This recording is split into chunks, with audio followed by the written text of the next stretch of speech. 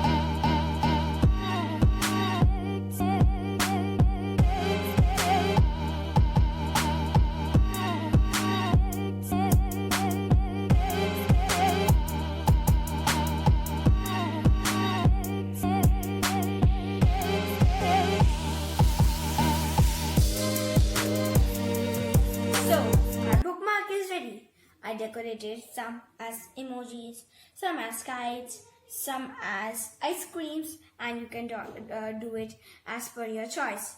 Thank you. Stay home, stay safe, and don't forget to like, share and subscribe my channel. Thank you.